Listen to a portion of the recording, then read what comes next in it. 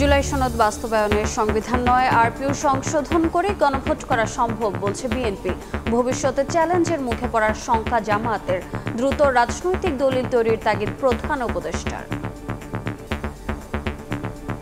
একটি মাত্র প্রশ্নে যদি আমরা সুপ্রিম কোর্টকে জিজ্ঞেস করতে পারি, এই যে 106-এ আপনার কাছে একটা অ্যাডভাইস আমরা চাচ্ছি, এই যে জাতি একমত হয়েছে, সকল পার্টি একমত হয়েছে একটা রেফারেন্ডাম করার জন্য।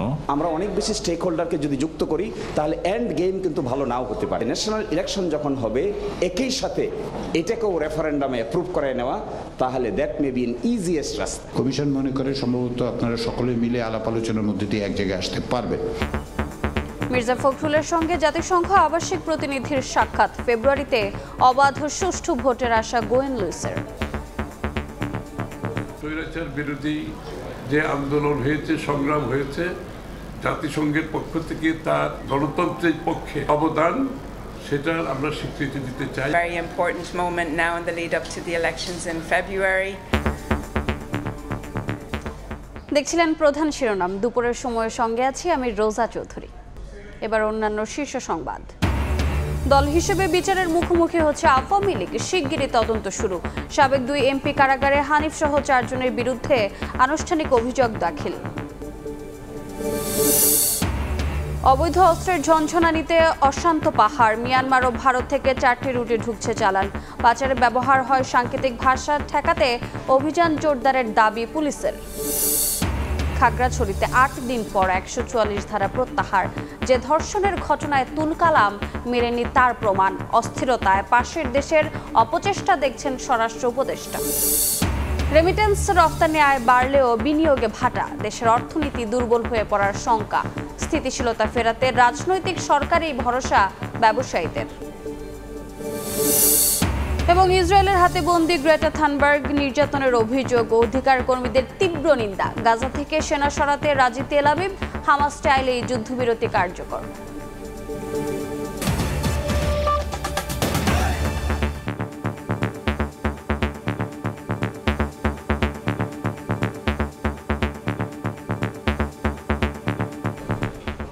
জুলাই সনদ বাস্তবায়নে সংবিধান নয় আরপিও সংশোধন করে গণভোট করা সম্ভব বলছে বিএনপি। তবে ভবিষ্যতে চ্যালেঞ্জে পড়তে পারে এমন শঙ্কা জানিয়ে সাংবিধানিক আদেশের পক্ষে মত জামাতের। এদিকে ঐকমত্য কমিশন শিগগিরই সরকারের কাছে চূড়ান্ত প্রতিবেদন দেবে বলে জানিয়েছেন অধ্যাপক আলী রিয়াজ। রাজনৈতিক দলগুলোর সঙ্গে বৈঠকের শুরুতে তিনি বলেন, 15 অক্টোবরের মধ্যেই জুলাই সনদ চূড়ান্ত করতে চায় কমিশন। জুলাই সনদ বাস্তবায়নে অচলাবস্থার মধ্যেই রোববার বেলা 11:30টায় শুরু হয় রাজনৈতিক দলগুলোর সঙ্গে জাতীয় ঐকমত্য কমিশনের বৈঠক। যোগ দেন বিএনপি, জামায়াত, এনসিপি সহ প্রায় 30টি রাজনৈতিক দলের প্রতিনিধি। এর আগে গত 17 সেপ্টেম্বর সবশেষ দলগুলোর সঙ্গে আলোচনায় বাস্তবায়ন পদ্ধতি নিয়ে বিশেষজ্ঞদের পরামর্শ প্রস্তাব আকারে তুলে ধরে কমিশন। সে সময় মৌলিক সংস্কার বাস্তবায়নে সাংবিধানিক আদেশ জারির প্রস্তাব দিয়েছিল কমিশন। আদেশটি নিয়ে জাতীয় সংসদ নির্বাচনের দিন একই সঙ্গে গণভোট করার প্রস্তাবও ছিল। তবে বিএনপি সহ বেশ কিছু দল এই প্রস্তাবের সঙ্গে দ্বিমত পোষণ করে, দাবি জানায় আইনি ভিত্তি দিতে বিচার বিভাগের পরামর্শ নেওয়ার। রোববার বৈঠকেও একই দাবি জানান বিএনপির স্থায়ী কমিটির সদস্য সালাউদ্দিন আহমদ। বলেন, বিচার বিভাগের পরামর্শ নিয়ে সরকার গেজেট প্রকাশ করে গণভোট আয়োজন করতে পারে। 106-এ আপনার কাছে একটা অ্যাডভাইস আমরা চাচ্ছি, এই যে জাতি একমত হয়েছে, সকল পার্টি একমত হয়েছে একটা রেফারেন্ডাম করার জন্য।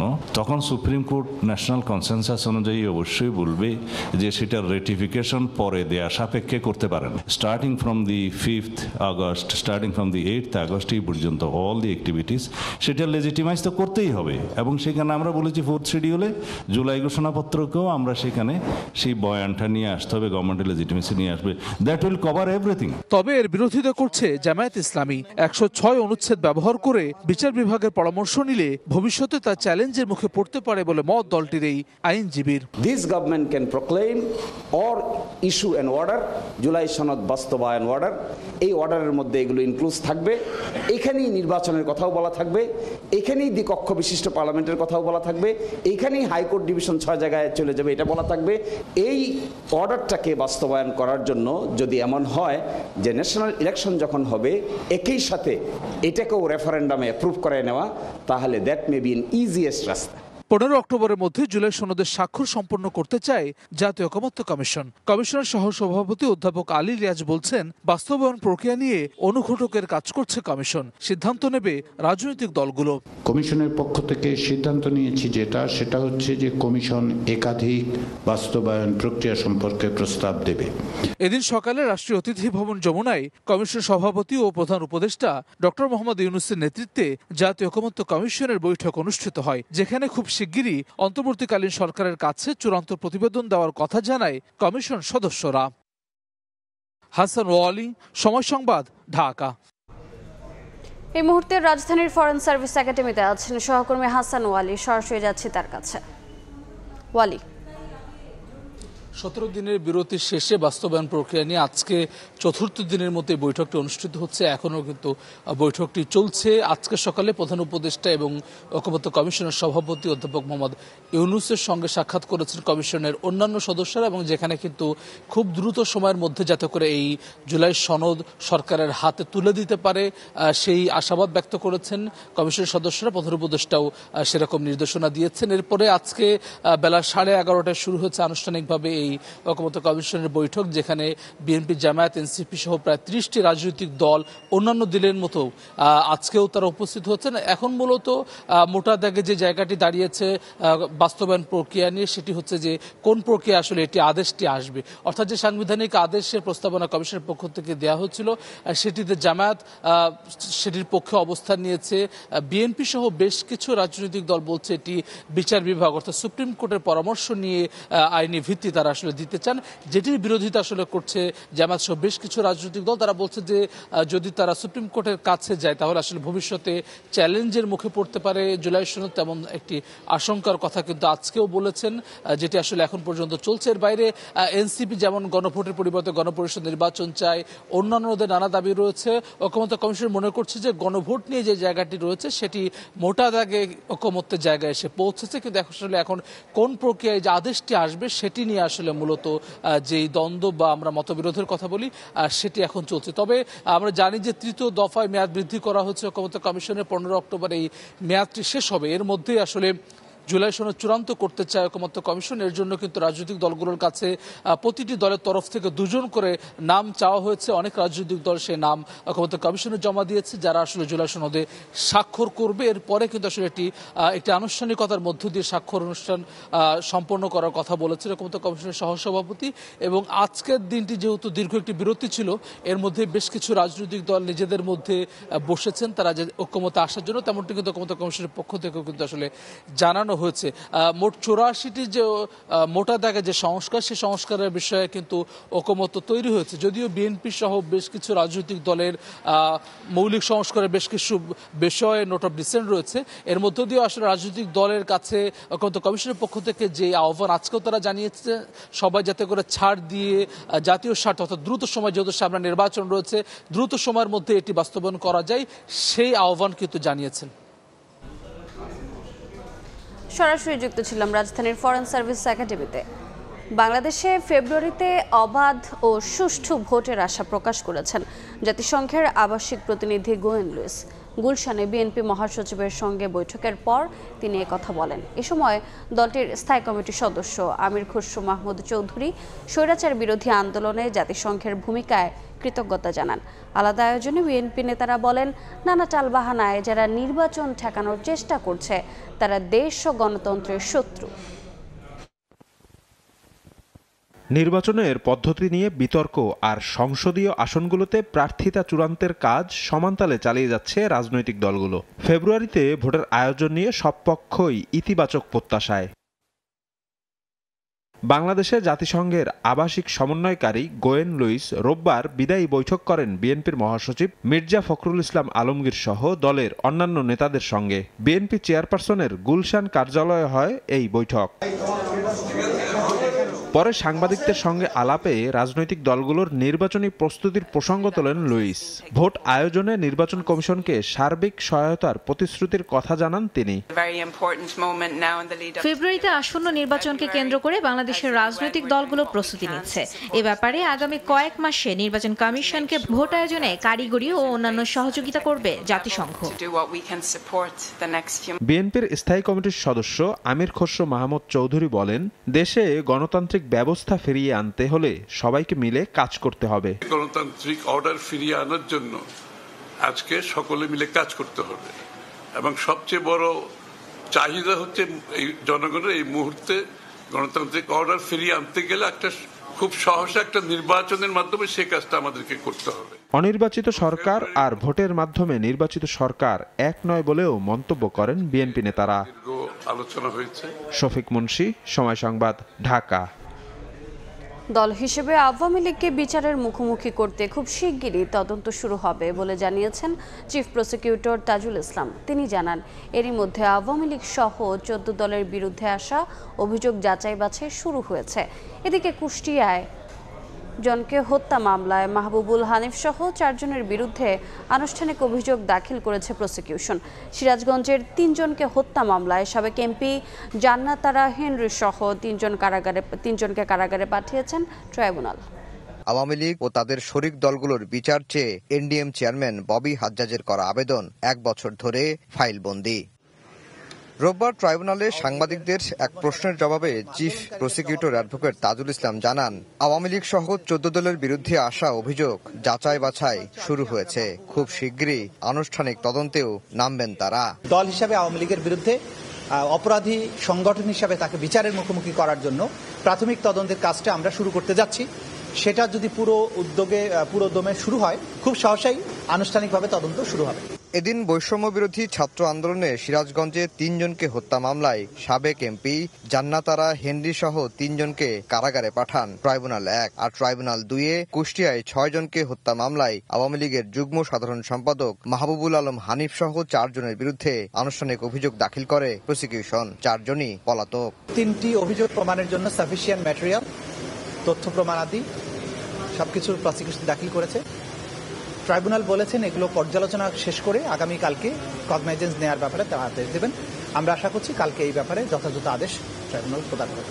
এছাড়া গুমের মামলায় সাবেক সেনা কর্মকর্তা জিয়াউল হাসানকে ট্রাইব্যুনালে হাজির করা হয়। চিফ প্রসিকিউটর জানান, গুম সহ আলোচিত বেশ কয়েকটি মামলার তদন্ত এখন শেষ পর্যায়ে। চলতি সপ্তাহের মধ্যেই তদন্ত প্রতিবেদন হাতে পাওয়ার আশা তাদের। আফজার হোসেন, সময় সংবাদ, ঢাকা। 8 দিন পর 144 ধারা প্রত্যাহারে কর্মচাঞ্চল্য ফিরেছে খাগড়াছড়িতে। স্বাভাবিক জীবনযাত্রায় ফিরতে শুরু করেছেন স্থানীয়রা। এদিকে সচিবালয়ে স্বরাষ্ট্র উপদেষ্টা জানান যে ধর্ষণের অভিযোগকে কেন্দ্র করে পাহাড়ে অশান্তি তৈরি করা হয়েছে, মেডিকেল টেস্টে তার প্রমাণই পাওয়া যায়নি। সংঘাতের পেছনে ফ্যাসিস্টের দোসর ও পাশের দেশের উস্কানিও দেখছেন তিনি। 8 দিনের ছন্দপতনের পর চিরচেনা রূপে ফিরতে শুরু করেছে খাগড়াছড়ি।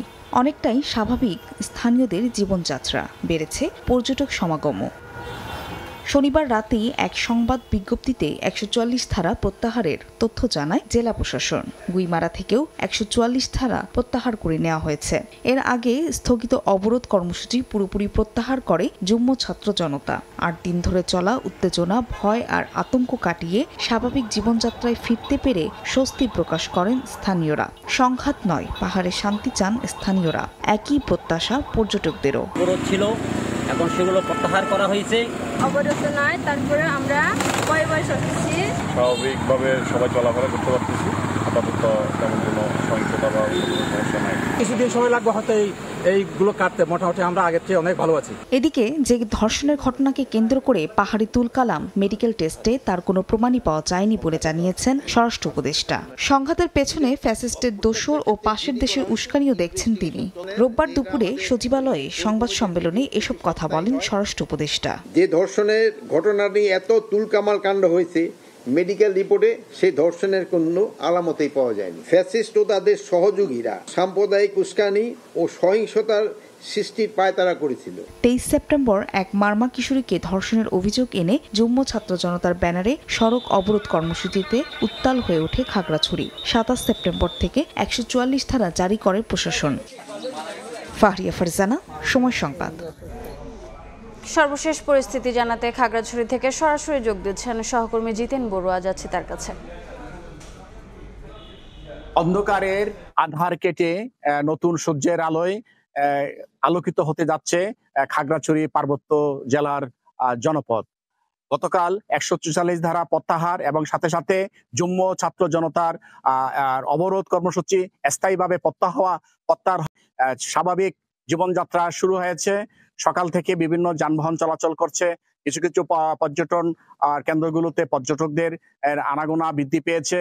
স্বাভাবিক জীবনযাত্রা যা বলতে তা খাগড়াছড়ির জনপদগুলো দেখে বোঝা যাচ্ছে।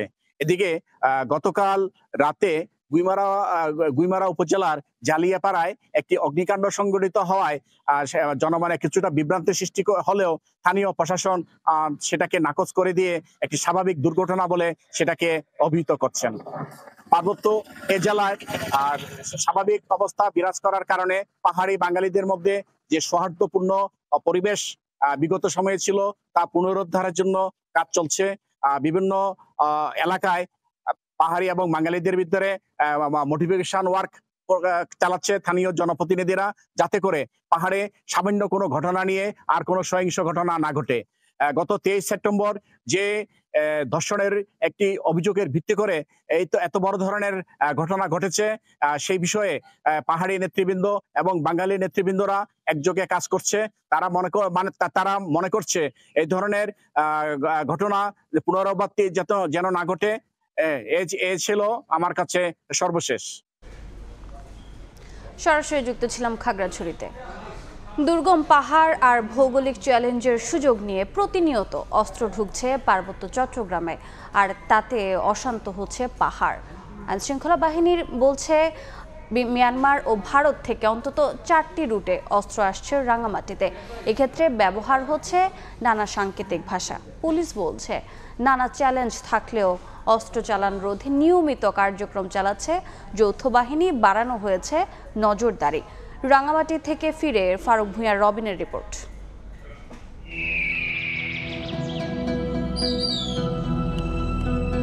গহীন জঙ্গল, দুর্গম পাহাড়ের বাঁকে বাঁকে অপরাধের অভয়ারণ্য। নানা পথ বেঁকে নানা গোষ্ঠীর হাতে পৌঁছে যাচ্ছে অত্যাধুনিক সব অস্ত্র, আর তাতে অশান্ত হচ্ছে পার্বত্য চট্টগ্রাম। অস্ত্রের চালান ঘিরে গড়ে উঠেছে আন্তদেশীয় নেটওয়ার্ক। আইনশৃঙ্খলা বাহিনী বলছে অন্তত 4টি রুটে অস্ত্র ঢুকছে রাঙামাটিতে, যার একটি মিয়ানমার থেকে ভারতের মিজোরাম সীমান্ত পার হয়ে থাথি, লুল্যাংছড়ি, চকপতি ঘাট, বসন্তপাড়া হয়ে রাঙামাটিতে প্রবেশ। অস্ত্র আসার আরেক পথ বান্দরবান থেকে বাঙালহালিয়া, রাইখালি বাজার, বড়ইছড়ি হয়ে কাউখালী রুট। তৃতীয় রুট হচ্ছে মিয়ানমার থেকে মিজোরাম দিয়ে বাংলাদেশে প্রবেশ, এরপর শুকনাছড়ি, বরকল, তালুকদারপাড়া, সারোয়াতলি হয়ে বাঘাইছড়ি পৌঁছাচ্ছে অস্ত্র। এছাড়া মিয়ানমার থেকে মিজোরামের পুগজিং, মানপাড়া সীমান্ত পেরিয়ে অস্ত্র যাচ্ছে রাঙামাটির সাদিক লঙ্কর পয়েন্টে। ভারতীয় গণমাধ্যমের খবর অনুযায়ী এসব রুটে বাংলাদেশে অস্ত্র আসার পথে চলতি বছর দেশটিতে ধরা পড়েছে কিছু চালান। জানুয়ারি থেকে মার্চ এই 3 মাসে 5টি বড় চালান জব্দের খবর পাওয়া গেছে। এসব চালানে ছিল AK-47, M16, গ্রেনেড লঞ্চার সহ বিভিন্ন ধরনের ভারী অস্ত্র ও গোলাবারুদ। আমি খুব একটা আতঙ্কে এখনো। পার্বত্য চট্টগ্রামের একটি আঞ্চলিক সংগঠনের সাবেক 2 সদস্য জানান, প্রতিটি অস্ত্রের জন্যই থাকে সাংকেতিক ভাষা। পার্টির একটা নিজস্ব একটা অস্ত্র বহনকারী আছে, যে তা একটা স্পেশাল টিম, যে অস্ত্র আসলে ওরাই ওদের থেকে নিয়ে আসবে যে অস্ত্রগুলো, যে আজকে অস্ত্র চালান আসবে, যে এতগুলো বলে অস্ত্র বলে লোক কয়জন লাগবে, ওগুলো হচ্ছে বিশেষ লোক নিয়ে যায় যে অস্ত্রগুলো আনার জন্য। এগুলো তো বিশেষ করে যে আসে যে মায়ানমার, থাইল্যান্ড এদিক থেকে, আর ইন্ডিয়া বোর্ডারে ঢুকবে মালগুলো, পরে ওখান থেকে আবার বাংলাদেশে আসবে। একটা অস্ত্রের দাম বার্মার থেকে নিয়ে আসতেছে 3 লক্ষ টাকা, কিন্তু এখানে বিক্রি করছে আপনার 6 লক্ষ। গ্যাং আছে যে তারা বড় একটা সিন্ডিকেট, বেশিরভাগে এখান থেকে যাবে, আজকে বর্ডারে দিবে, যে মনে করেন এই জায়গাতে দিচ্ছে, তো আগাম কি করবে, অস্ত্র বাহিনী গিয়ে ওইখানে চারিদিকে ঘেরাও করবে। ঘেরাও করার পরে যখন মালগুলো এফআরআই আসবে বাংলাদেশে, তখন তাদের মধ্যে ওরা তো হিট পজিশনে আসে আন্ডারগ্রাউন্ডে যারা আছে, যেন বেমানি করতে না পারে। তো কী করে তারা ওই মাল সাবান বুঝে নিয়ে তারপরে টাকা পয়সা লেনদেন কত আসছে কত কী তখন বুঝিয়ে দিয়ে তাদের মতো তারা চলে যায়, আবার গার্ড দিয়ে অস্ত্রগুলো নিয়ে আসে।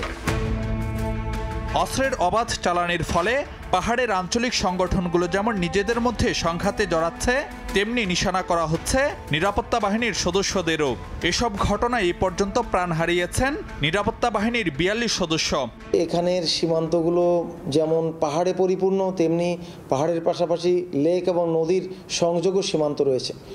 ফলে এই নদীর সীমান্ত থাকার কারণে এটা যথেষ্ট অত্যন্ত জটিল। তারপরেও আমাদের কাছে যখন স্পেসিফিক তথ্য পাই আমরা কিন্তু অভিযান চালাই, এবং সেই অভিযানগুলো কিন্তু যৌথ অভিযান চালায়। বিভিন্ন নামে ছদ্মনামে তারা সন্ত্রাসী কার্যক্রম চালাই মর্মে অভিযোগ আসে। যখন এই অভিযোগগুলো আমরা পাই সেগুলো আমরা খতিয়ে দেখি। বিশেষ করে আমাদের পুলিশ বিভাগ রয়েছে, সেনাবাহিনী রয়েছেন, সীমান্ত এলাকায় বিজিবি রয়েছেন। সমন্বিত প্রচেষ্টার মাধ্যমে আমরা সেটা নিয়ন্ত্রণে রাখছি। গত 1 বছরে অন্তত অর্ধশত প্রাণহানির খবর পাওয়া গেছে পাহাড়ের সশস্ত্র সংগঠনগুলোর সংঘাতে। এসব সংঘাতের অবসান ঘটবে পাহাড়ের শান্তি ও স্থিতিশীলতার জন্য, এমনটি প্রত্যাশা করেন এখানকার স্থানীয়রা। ফারুক ভিয়া, রবিন, সময় সংবাদ, রাঙামাটি। পার্বত্য জেলাগুলোতে বছরে 700 কোটি টাকার চাঁদাবাজি করে বিচ্ছিন্নতাবাদী সংগঠনগুলো, যা দিয়ে ভারত থেকে অস্ত্র কেনার পাশাপাশি দেয়া হয় প্রশিক্ষণও। এমন অভিযোগ তুলেছে পার্বত্য চট্টগ্রাম সম্প্রীতি জোট সিএইচটি। পার্বত্য অঞ্চলকে অশান্ত বিচ্ছিন্ন করতে দেশি বিদেশি ষড়যন্ত্র চলছে বলেও দাবি তাদের। নূরজামাল আতিকের ক্যামেরায় শফিকুল আলমের প্রতিবেদন। সম্প্রতি মারমা কিশোরীকে সংঘবদ্ধ ধর্ষণের অভিযোগে উত্তপ্ত হয়ে ওঠে পার্বত্য জেলা খাগড়াছড়ি। ঘটনার 1 সপ্তাহ পরও পাহাড়ি এই জনপদে কাটেনি আতঙ্ক। এমন বাস্তবতায় সোমবার সকালে চট্টগ্রাম প্রেস ক্লাবে পার্বত্য চট্টগ্রাম সম্প্রীতি জোট সিএসটির সংবাদ সম্মেলন তুলে ধরা হয় 6 দাবি। বক্তারা বলেন, পার্বত্য চট্টগ্রামকে অশান্ত ও বিচ্ছিন্ন করতে দেশবিরোধী ষড়যন্ত্র চলছে এখনও। অভিযোগ, বিচ্ছিন্নবাদী সংগঠনগুলো পণ্য ও গুমের মাধ্যমে বছরে 700 কোটি টাকার চাঁদাবাজি করছে। 700 কোটি টাকা এরা বাৎসরিক আপনার চাঁদা উত্তোলন করে, সেই টাকা দিয়ে ওরা অস্ত্র কিনছে এবং বাংলাদেশকে বিচ্ছিন্ন করার জন্য ওরা গভীর চক্রান্ত চালাচ্ছে। আঞ্চলিক সংগঠনে অস্ত্রের মুখে জিম্মি করে পার্বত্য চট্টগ্রামের নাগরিকদের কাছ থেকে যে জিম্মি করে টাকা নেওয়া হয়, ওই টাকার পরিমাণটা বলছে 700 কোটি টাকা। তাদের অভিযোগ, সরকার 75% শান্তি চুক্তি বাস্তবায়ন করলেও স্থিতিশীলতা ফেরেনি পাহাড়ে। গত 29 বছরে হয়েছে 3000-এর বেশি হত্যাকাণ্ড। অতীতে যে সমস্ত সন্ত্রাসী কার্যক্রম, চাঁদাবাজি, গুম, খুন ইত্যাদি যে সমস্ত অপকর্ম কাজ করেছেন এবং করে যাচ্ছেন, বিশেষ করে পার্বত্য চট্টগ্রাম আঞ্চলিক সংগঠন ইউপিডি জেএসকে আমি বলতে চাই, আপনাদের সমস্ত অপকর্মগুলো ত্যাগ করতে হবে এবং রাষ্ট্রবিরোধী, দেশবিরোধী, ভিনদেশি এজেন্সি নিয়ে আপনাদের যে সমস্ত প্রজেক্ট নিয়ে কাজ করতেছেন, পার্বত্য চট্টগ্রামে এই সমস্ত কাজগুলো আপনারা প্রত্যাহার করতে হবে। আমরা চাই পার্বত্য চট্টগ্রামের সম্প্রীতি আসুক, পার্বত্য চট্টগ্রামের মানুষ, পাহাড়ি, বাঙালি সকলে মিলেমিশে বসবাস করুক এবং পার্বত্য চট্টগ্রামের সকল প্রকার উন্নয়ন কর্মকাণ্ড সরকার করুক। ইউপিডিএফ ও জেএসএসকে দেশবিরোধী কর্মকাণ্ড বন্ধের দাবি জানান তারা। শফিকুল আলম, সময় সংবাদ, চট্টগ্রাম। দুপুরের সময় আরও থাকছে। চেম্বার আদালতের আদেশে বৈধতা পেল 15 ক্লাব। জেলা বিভাগীয় অ্যাডহক কমিটি ইস্যুতে বুলবুলের চিঠির বৈধতা রাখল সুপ্রিম কোর্ট। ও বিসিবির নির্বাচন আয়োজনে নেই কোনো বাধা।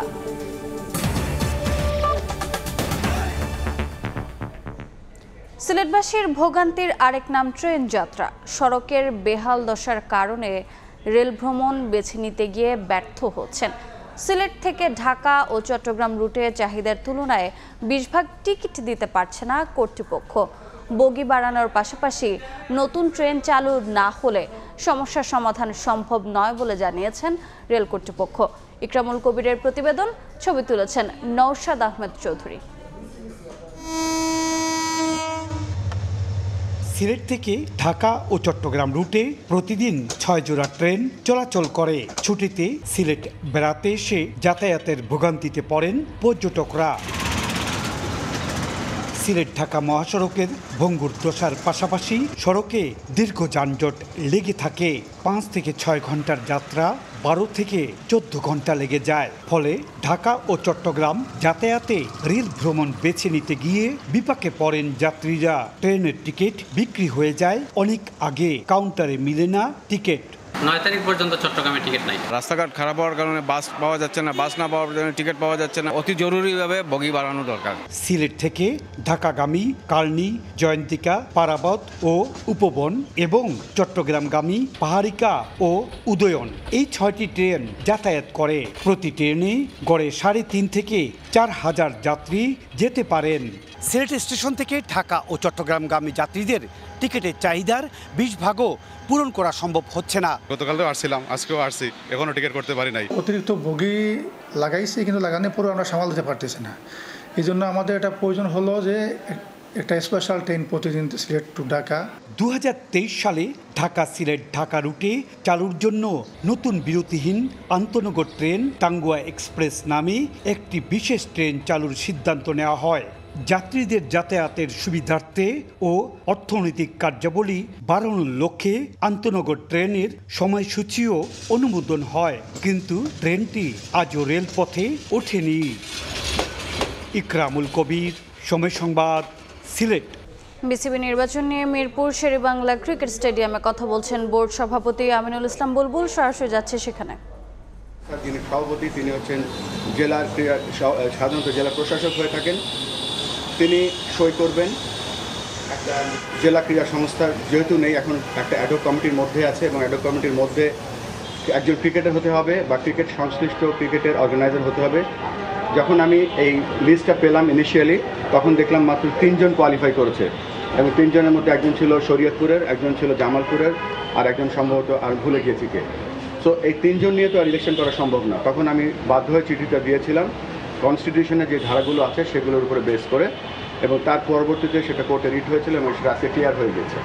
সো এই আর নির্বাচন এমন একটা জিনিস যে নির্বাচনটা করার জন্য অনেক আমরা দেখেছি যে বেশ কিছু জায়গায় আমার শরীরের উপরে অনেক কিছু এসছে, আমার নামে অনেক কিছু এসছে, এবং এটা আমি এটা আমি এটা প্রোটেক্ট করতে চাই বা আমি ডিফেন্ড করতে চাই যে I was always within the constitution. এখন যে তামিম ইকবাল ভাই ইলেকশন থেকে তারা একটা প্রথমে এনভায়রনমেন্ট ছিল একটা কম্পিটিটিভ ইলেকশন হবে এবং কম্পিটিটিভ ম্যাচ হয়, কিন্তু সেই জায়গায় কম্পিটিটিভ না হয়ে এখন বয়কটের ইলেকশন হয়ে গেল।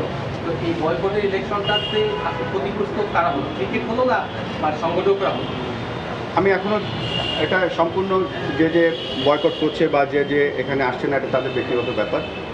আমি উইদিন দ্য কনস্টিটিউশন যেটা করতে চাচ্ছি নির্বাচন কমিশনের আন্ডারে, আমি তার মধ্যেই থাকতে চাচ্ছি এবং তার বাইরে আমি কোনো কথা বলবো না। ভাই একটা কথা আছে, আপনি কিছুদিন আগে সংবাদ মাধ্যমে বলেছেন যে ক্রীড়া উপদেষ্টা চাইলে আপনি নির্বাচন করবেন। তো মানে এটা থেকে আপনার মনে হয় যে এই ব্যাপারটা আসলে প্রশ্নবিদ্ধ বা এখানে প্রভাব বিস্তারের সুযোগ থাকে? কারণ ক্রীড়া উপদেষ্টা চাওয়ার তো আসলে এখানে কোনো ব্যাপার নেই, কারণ এটা একটা প্রসিডিওর আপনি যেটা বলছিলেন সেই প্রসিডিওর মেনটেন করেই সব কিছু হবে। কিন্তু অনেক প্রশ্ন উঠেছে ক্রীড়া উপদেষ্টার হস্তক্ষেপ নিয়ে, নির্বাচন হওয়ার প্রশ্ন হচ্ছে কিনা এসব নিয়ে। আপনার কি মনে হয় যে আপনার ওই কথাটার থেকেই এই সব কিছুর সূত্রপাত হতে পারে? আমার কিছু আমার এক্স্যাক্টলি মনে নেই আমি কবে বলেছি ক্রীড়া উপদেষ্টা আমাকে রিকোয়েস্ট করেছে বা ক্রীড়া উপদেষ্টা আমাকে সবসময় সহযোগিতা করেছে এই কাজটা, আমি যেই টেনেরটা কাজ করছিলাম। সো এখানে আমি তাকে একটু ধন্যবাদ দিতে চাই। আরেকটা ব্যাপারে, তিনি একজন মন্ত্রী পদমর্যাদার মানুষ, তিনি বিভিন্ন ক্যাম্পে আপনি বলছিলেন যে বিদ্রোহী দল বা যারা বয়কট করেছে, আমি নিজে জানি যে রাত বিরাত সে বিভিন্ন জায়গায় তিনি গিয়েছেন এবং চেষ্টা করেছে একটা সুষ্ঠু নির্বাচন শুধু না, একটা ভালো বোর্ড যেন আমরা তৈরি করতে পারি। আর এখানে আমার কাছে ইনফ্লুয়েন্স কিছু মনে হয়নি। আমার কাছে যেটা মনে হচ্ছে বাংলাদেশ ক্রিকেটের জন্য আই নিড টু কন্টিনিউ, এবং আমাকে যারা ভোট দিচ্ছেন বা ভোট দিবেন না বা আপনারা যারা আছেন যদি মনে করেন যে I am not good enough, আমি চলে যেতে আগ্রহী আছি any time. But at the same time আমার একটাই লক্ষ্য বাংলাদেশ ক্রিকেট।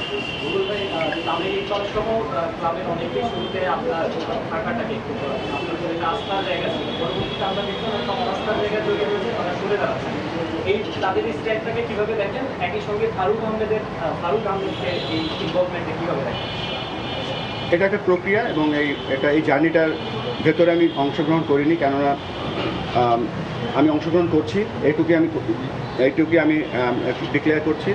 সাথে সাথে ডাবল রোল ছিল এখানে কিছু। বাংলাদেশ জাতীয় দল এশিয়া কাপ খেলতে গিয়েছিল, বাংলাদেশ ক্রিকেট দল এখন আফগানিস্তানের সাথে সিরিজ খেলছে শারজাতে, মেয়েদের দল বিশ্বকাপ খেলতে গিয়েছে, এবং আমাদের অন্যান্য ক্রিকেট বোর্ডের যে অর্গানাইজেশনের যে কাজগুলো আছে সেগুলো নিয়ে আমি ব্যস্ত ছিলাম। যদি ক্লাবগুলো শেষ পর্যন্ত লিগে না খেলে বা লিগে অংশগ্রহণ না করে সেক্ষেত্রে আপনার বিকল্প কি করার চিন্তা, যেহেতু আপনি বলছেন হয়তো এখন যে হিসেবে ধরছি যে বোর্ডে কাপতে হয়তো আপনার সন্ধ্যায় প্রেসিডেন্ট হবে, তো প্রেসিডেন্ট হলে সেই ক্ষেত্রে as a president being a president আপনি কি উদ্যোগ নেবেন? দেখেন, বিশ্বযুদ্ধগুলো হতো না যদি কেউ চেয়ারের টেবিলে আলোচনা করতো। আমরা চেষ্টা করবো আলোচনার মাধ্যমে সব কিছু ক্লিয়ার করতে। মিরপুর শেরেবাংলা ক্রিকেট স্টেডিয়ামে কথা বলছেন বোর্ড সভাপতি আমিনুল ইসলাম বুলবুল। বক্তব্যের বাকি অংশ দেখতে ভিজিট করুন সময় টিভির ফেসবুক পেজে। বিসিবি নির্বাচন হতে আর কোনো বাধা নেই জানিয়েছেন সুপ্রিম কোর্টের চেম্বার আদালত। বৈধ ঘোষণা করা হয়েছে আমিনুল ইসলাম বুলবুলের চিঠি। এই মুহূর্তে সুপ্রিম কোর্টে আছেন সহকর্মী রিফাতুল ইসলাম মিরন, সরাসরি যাচ্ছে সেখানে। মিরন,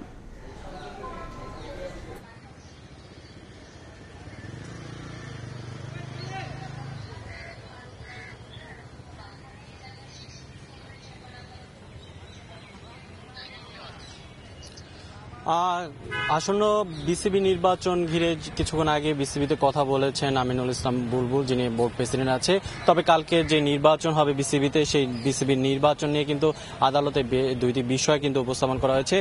মূলত এই আদালতে জেলা ক্রীড়া সংস্থার যে একটি শুনানি ছিল এবং ক্লাব যারা কয়েকদিন ধরেই কয়েকটি ক্লাব কিন্তু তাদের বিভিন্ন দাবি, মানববন্ধন এবং নির্বাচন বয়কটের কথা বলছে। মূলত দুটি বিষয়ের মধ্যে ক্লাবগুলো যাতে কাউন্সিলরশিপ ফিরে পায় সেই বিষয়টিও আদালতে আজকে শুনানি হয়েছে। তবে একটি সুখবর হলো ক্লাব যেই 15টি ক্লাবকে হাইকোর্ট নির্বাচন থেকে বাতিলের সিদ্ধান্ত নিয়েছিল, সেই সিদ্ধান্ত কিন্তু স্থগিত করেছে সুপ্রিম কোর্টের চেম্বার আদালত। তার মানে আগামীকালকে এই 15টি ক্লাব যারা নির্বাচনের বৈধতা ছিল না কিছুক্ষণ আগে তারা কিন্তু তাদের নির্বাচনের বৈধতা ফিরে পেয়েছে। এবং আমিনুল ইসলাম বুলবুলের যে চিঠি দিয়ে কিন্তু একটা রিট পিটিশন দায়ের করা হয়েছিল, সেই চিঠির প্রেক্ষিতে কিন্তু প্রথমে সেই চিঠির বৈধতা স্থগিত করেছিল, পরবর্তীতে চেম্বার আদালতের মাধ্যমে কিন্তু সেই চিঠির বৈধতা কিন্তু আবারও পুনর্বহাল করে। কিন্তু আজকের সেই চেম্বার আদালতে কিন্তু সেই চিঠির পুনর্বহাল রেখেছে চেম্বার আদালত এবং তার মানে যারা বিসিবি নির্বাচনে যারা এখন মনোনীত আছেন তারাই নির্বাচন করতে পারবেন। সঙ্গে যারা 15টি ক্লাব, সেই 15টি ক্লাবও কিন্তু কালকে ভোট দিতে পারবেন। এবং মূলত আজকে চেম্বার আদালত তাদের শুনানিটি হাইকোর্টে পেশ করবে, কিন্তু আজকে কিন্তু এই দুটি আপত্তি কিন্তু নিষ্পত্তি হচ্ছে না, কারণ এই চেম্বার আদালতের কিন্তু যারা হাইকোর্টে পেশ করা হবে এবং সেখান থেকেই চূড়ান্ত নিষ্পত্তি দেওয়া হবে। মূলত কদিন ধরেই কিন্তু বিসিবিতে যে ক্লাব ক্যাটাগরি আছে সেই ক্লাব ক্যাটাগরিতে তাদের কাউন্সিলরশিপ 15টি কাউন্সিলরশিপের বিরুদ্ধে কিন্তু দুর্নীতি দমনের একটা অভিযান ছিল, সেই জন্য কিন্তু অনেক উত্তাল ছিল। এই ছিল হাইকোর্ট থেকে আমার কাছে সবশেষ। সরাসরি যুক্ত ছিলাম সুপ্রিম কোর্টে। দুপুরের সময় আরও থাকছে। শারজায় আজ সিরিজের শেষ টি-20তে আফগানিস্তানের মুখোমুখি হবে বাংলাদেশ। প্রথমবারের মতো আফগানদের হোয়াইট ওয়াশ করার সুযোগ টাইগারদের।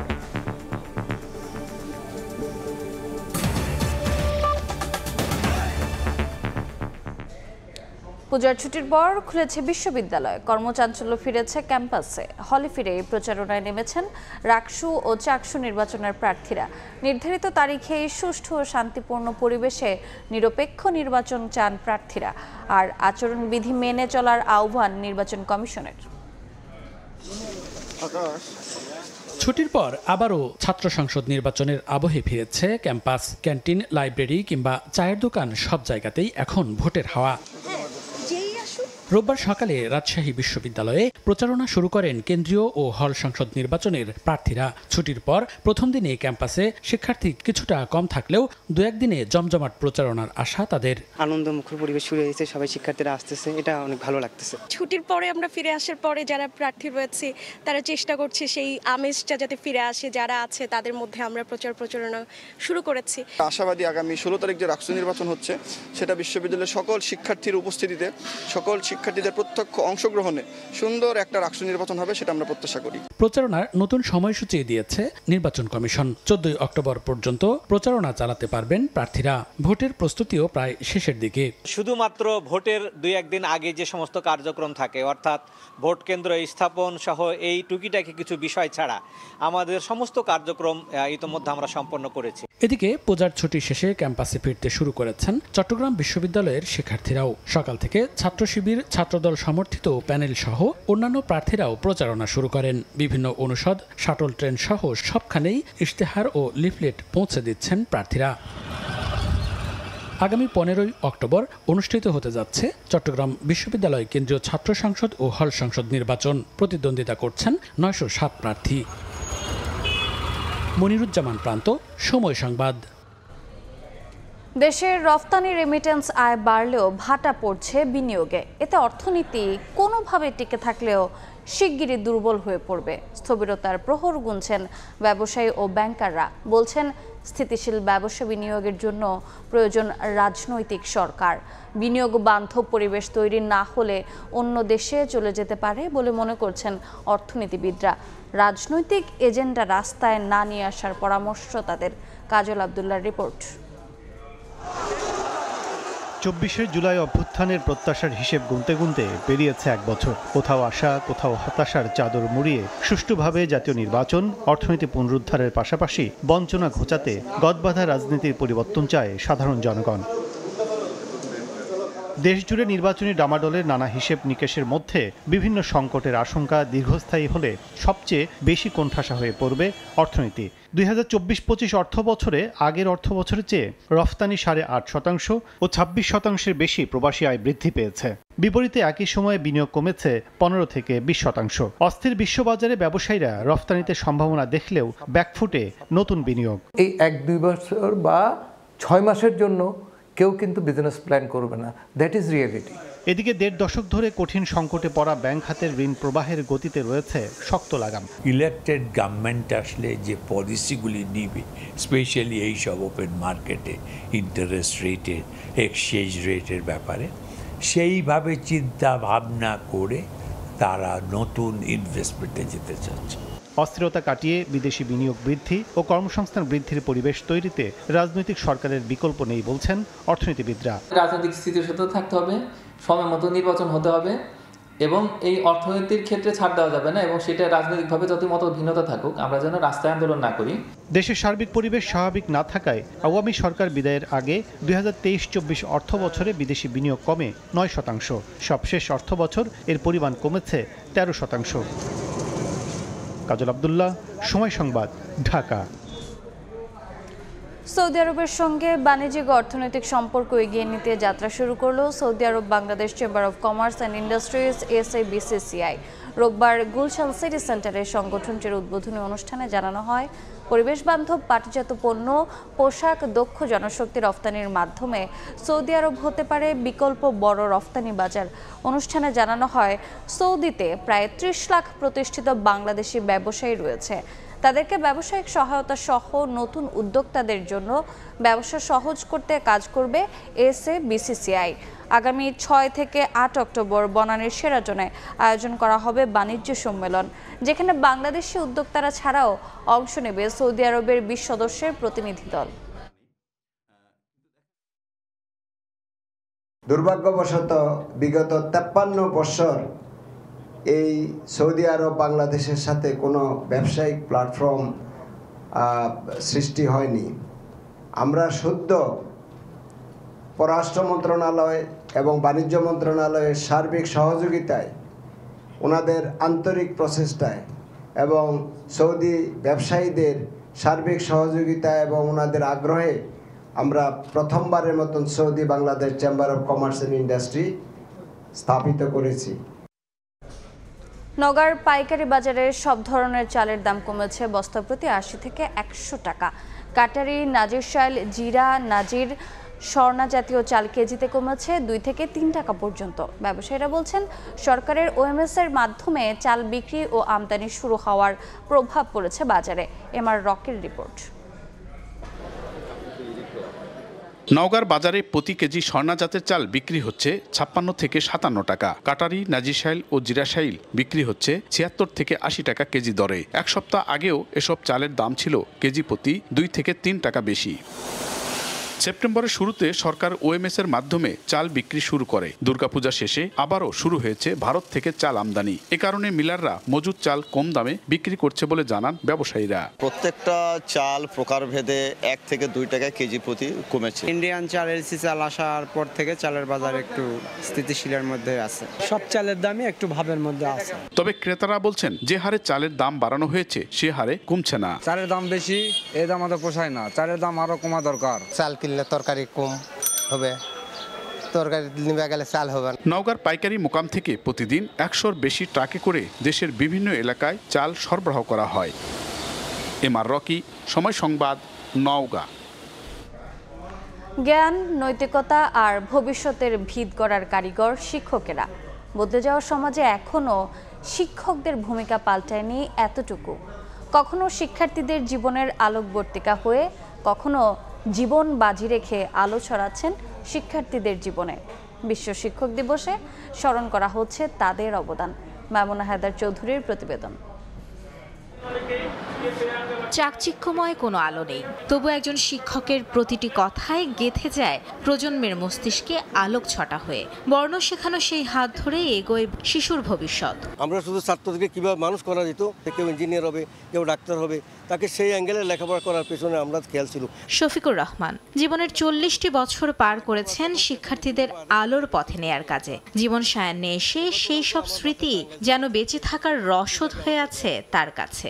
আমাদের হাতে অনেক ছাত্র হয়েছে যারা বর্তমানে সমাজে ডাক্তার, চিকিৎসক, সাংবাদিক এবং সমাজের বিভিন্ন স্তরে আজকে তারা যে কাজ করে যাচ্ছে, এতে আমরা এখন এই বার্ধক্য বয়সেও আমাদের মনে সেই আনন্দের খোরাক, তৃপ্তির খোরাক আমরা পেয়েছি। বই, ব্ল্যাকবোর্ড, ক্লাসরুম আর চশমার নিচে ক্লান্ত চোখ, সাধারণ এই দৃশ্যপটই একজন শিক্ষকের পরিচয়। কিন্তু জুলাই অভ্যুত্থানে সেই পরিচয় ছাপিয়ে তাদের ভূমিকায় এসেছে প্রতিবাদ, প্রতিরোধ আর মানবিকতার মঞ্চ।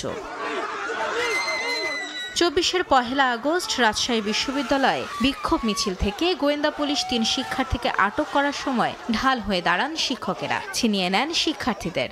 সে যাই হোক, আপনার কাছে ক্রিমিনালের কোনো ধরার কোনো রকমের রেকর্ড নাই যে এদেরকে ধরতে হবে। আবার কখনো শিক্ষার্থীদের বাঁচাতে আগুনে ঝাঁপ দিতেও পিছু পা হননি আলোকবর্তিকা হাতে নেয়া শিক্ষক। মাইলস্টোন কলেজের শিক্ষক মেহরিন চৌধুরী তেমনই এক দৃষ্টান্ত রেখে গেছেন আমাদের কাছে। শিক্ষক শুধু মানুষই গড়েন না, গড়ে তোলেন গোটা জাতি। তাই শ্রদ্ধা, স্বীকৃতি আর সহানুভূতির ছায়াই তাদের প্রাপ্য। মামুনা হায়দার চৌধুরী, সময় সংবাদ, ঢাকা। নরসিংদীতে পরিবহনে চাঁদাবাজির অভিযোগে 2 জনকে আটকের জেরে পুলিশের ওপর হামলার ঘটনায় 7 জনকে গ্রেফতার করা হয়েছে। শনিবার জেলা শহরে চাঁদা আদায়ের সময় 2 জনকে আটক করায় পুলিশের ওপর হামলা করে দুর্বৃত্তরা। এতে গুরুতর আহত হন অতিরিক্ত পুলিশ সুপার মোহাম্মদ আনোয়ার হোসেন শামীম। রাতেই শহর পুলিশ ফাঁড়ির ইনচার্জ সোহেল আহমেদ বাদী হয়ে 5 জনের নামসহ অজ্ঞাত আরও 25 থেকে 30 জনের বিরুদ্ধে মামলা করেন। পরে রাত থেকে সকাল পর্যন্ত অভিযান চালিয়ে 7 জনকে গ্রেফতার করা হয়। তারা মূলত রাস্তা থেকে তোলে, এইটাই জনগণের একটা বিপত্তি যে রাস্তা থেকে এনে তুলবে, এবং এটা আইনেও বাধা আছে। আমরা গতকালকে একটা মামলা নিয়েছি এবং জড়িত থাকার অভিযোগে এখন পর্যন্ত 7 জনকে আটক করা হয়েছে। চেষ্টা এরকমই যে অপরাধী যেই হোক তাকে আমরা আইনের আওতায় আনবই। চট্টগ্রামে সংবাদ সংগ্রহ করতে গিয়ে হামলার শিকার হয়েছেন এখন টিভির চট্টগ্রাম ব্যুরো প্রধান হোসেন জিয়াদ ও চিত্র সাংবাদিক পারভেজ। তাদের উদ্ধার করে চট্টগ্রাম মেডিকেলে ভর্তি করা হয়েছে। শনিবার সীতাকুণ্ডের জঙ্গল সলিমপুর এলাকায় আধিপত্য বিস্তার নিয়ে দুপক্ষের সংঘর্ষের ঘটনা ঘটে। এতে 1 জন নিহত ও 14 জন আহত হন। রোববার সকালে ওই এলাকায় সংবাদ সংগ্রহ করতে গেলে হামলা করা হয় সাংবাদিকদের ওপর, ভাঙচুর করা হয় ক্যামেরাও।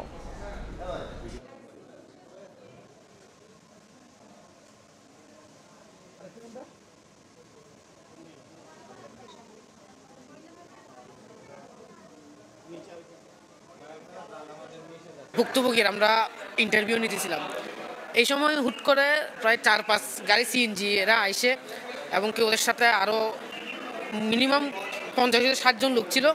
ওরা এসে বলছে এখানে কেন আসছস, এটা বলে আমাদের ক্যামেরা কেড়ে নিয়ে ফেলছে। ক্যামেরা নিয়ে জিয়াদ ভাইকে তো দূরে দূরে মারতেছে, তখন আমি আমার ক্যামেরা কেড়ে নিয়ে আমাকেও মারতেছে। এক পর্যায়ে ক্যামেরা ভেঙে ফেলে, মারধর করে আমাদের ক্যামেরা ভেঙে ফেলে এবং মাথায় আঘাত করে। রাসায়নিক দুর্ঘটনায় জরুরি চিকিৎসা প্রদানের লক্ষ্যে আন্তর্জাতিক প্রশিক্ষণ কর্মশালার আয়োজন করা হলো রাজধানীতে। সকালে বনানীর একটি হোটেলে 5 দিনব্যাপী কর্মশালার উদ্বোধন করেন সামরিক চিকিৎসা সার্ভিস মহাপরিদপ্তরের মহাপরিচালক মেজর জেনারেল কাজী মোহাম্মদ রশিদুন নবী। সশস্ত্র বাহিনী বিভাগের তত্ত্বাবধানে আয়োজিত প্রশিক্ষণে বাংলাদেশ সহ এশিয়ার 10টি দেশের 18 জন প্রশিক্ষণার্থী এবং 6 জন প্রশিক্ষক অংশগ্রহণ করেন। রাসায়নিক দুর্ঘটনায় জরুরি চিকিৎসা সেবা ও হাসপাতালগুলোর দক্ষতা বৃদ্ধি করাই কর্মশালার উদ্দেশ্য। প্রশিক্ষণের ব্যবহারিক ক্লাস ঢাকার সম্মিলিত সামরিক হাসপাতাল এবং কুর্মিটোলা জেনারেল হাসপাতালে অনুষ্ঠিত হবে।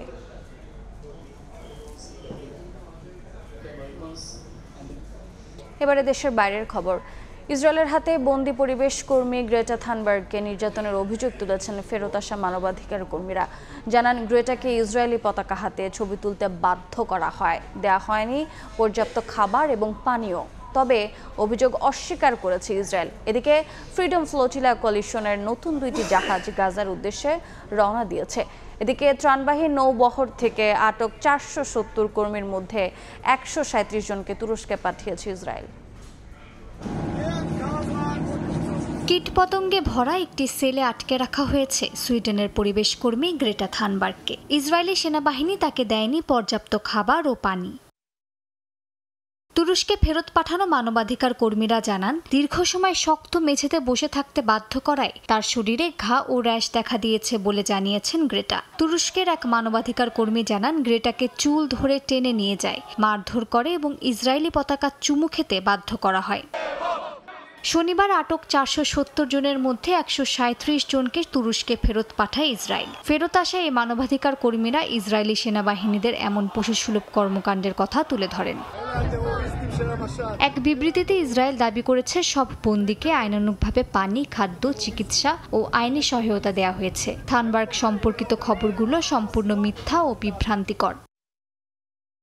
এদিকে ফ্রিডম ফ্লোটিলা কোয়ালিশনের নতুন 2টি জাহাজ গাজার উদ্দেশ্যে রওনা দিয়েছে। এ নিয়ে মোট 11টি জাহাজ আন্তর্জাতিক জলসীমা অতিক্রম করে মানবিক সহায়তা পৌঁছে দেওয়ার চেষ্টা করছে। অভিযানটি ইসরায়েলের অবরোধ ভাঙার চ্যালেঞ্জ হিসেবে দেখা হচ্ছে। নতুন 2টি জাহাজ ঘাসান কানাফানি ও আল আউদা 170 আন্তর্জাতিক কর্মী বহন করছে। প্রধান জাহাজের মধ্যে রয়েছে ডক্টরস অ্যান্ড জার্নালিস্ট শিপ বা আলদামির, যা বিশ্বের বিভিন্ন দেশের চিকিৎসক ও সাংবাদিকদের বহন করছে। মালিহা সুহরওয়ার্দী, সময় সংবাদ। এদিকে প্রথম ধাপে গাজা থেকে সেনা প্রত্যাহারে ইসরায়েল রাজি হয়েছে বলে জানিয়েছেন মার্কিন প্রেসিডেন্ট। সামাজিক মাধ্যমে তিনি বলেন, হামাস নিশ্চিত করলেই যুদ্ধবিরতি কার্যকর হবে। আগামী কয়েকদিনের মধ্যে ইসরায়েলি জিম্মিদের মুক্তির ঘোষণা আসবে বলে দাবি করেছেন ইসরায়েলের প্রধানমন্ত্রী বিনিয়ামিন নেতানিয়াহু। তিনি বলেন, ট্রাম্পের দেয়া শর্ত মেনে নেওয়া ছাড়া কোনো বিকল্প নেই হামাসের। আজ মিশরে ইসরায়েল ও হামাসের মধ্যে পরোক্ষ বৈঠক হতে পারে বলে জানা গেছে। এদিকে ট্রাম্পের আহ্বানের পরও গাজায় থামেনি ইসরায়েলি হত্যাযজ্ঞ। উপত্যকাটিতে একদিনে নিহত হয়েছেন 61 জন ফিলিস্তিনি।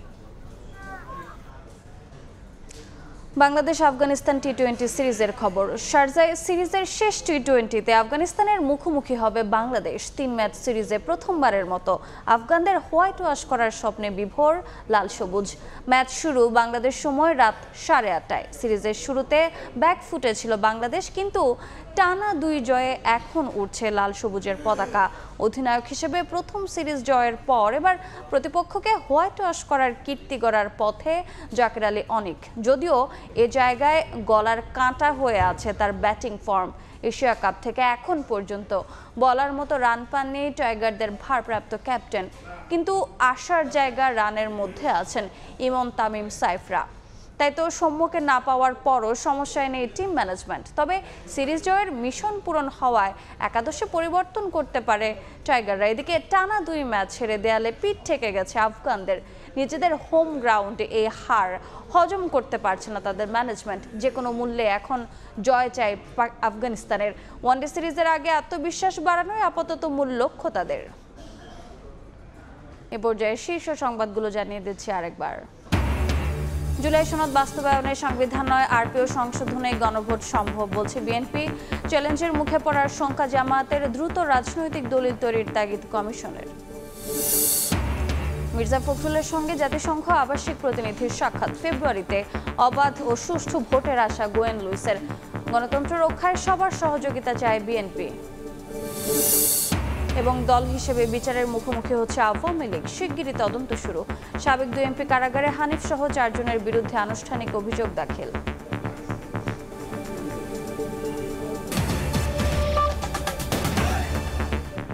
এই ছিল দুপুরের সময়। এরপর সময় সংবাদ নিয়ে সঙ্গে থাকবেন ওমর ইনাম।